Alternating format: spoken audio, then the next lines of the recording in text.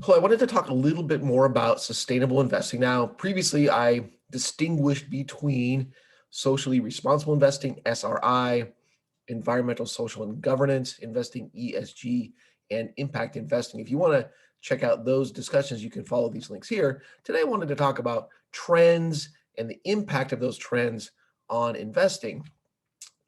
So, like it or not, socially responsible investing, ESG, impact investing, all of these types of sustainable investing, they're real and they're here to stay. Back starting in 1971, we saw some movements going in that direction.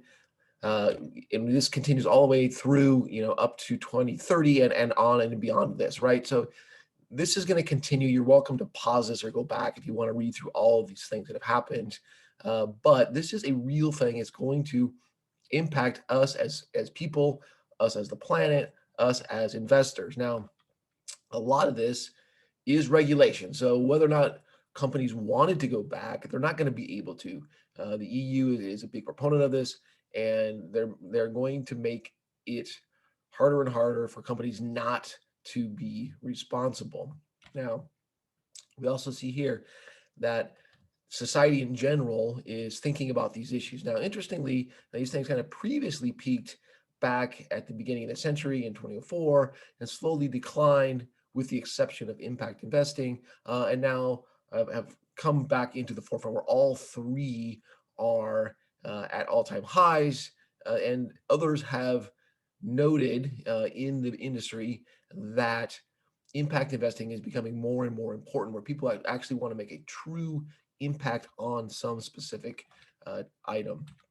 Now, the other question, of course, is, when we think about sustainable investing, we often think about it in terms of in lieu of returns. That's not necessarily the case.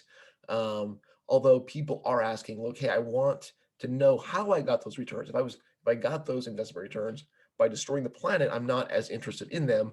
Others have indicated that they truly believe that these types of investments will be better off in the end. Now, if we look at what investors are saying, pretty much across the board, with a couple of exceptions here in Hong Kong and Japan, investors are willing to give up some investment return in order to make a bigger impact in this space. Now, that being said, the U.S. Department of Labor has implemented a new rule that makes this more difficult. They've clarified and reiterated that in terms of ERISA plans, you must, as an investor or a plan, you must put financial interest first. Now, you can see videos on that if you follow these two links here.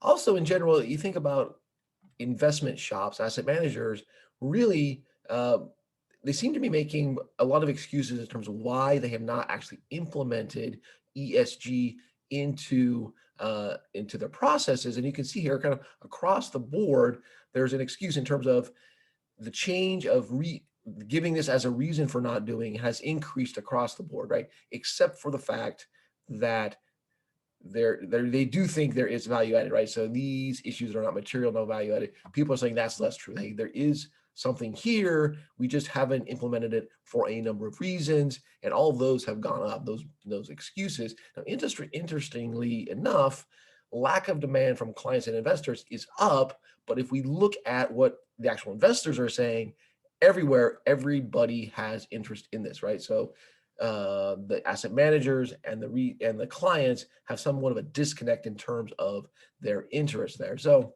my question to you is, what's your impact? How are you implementing this into your personal, your professional life, ESG factors, and how do you feel about the trade-off between kind of a livelihood, doing good, and investment returns? Do you think they are mutually exclusive? Do you think that they both can be better with sustainable investing ideas? Thank you so much for listening.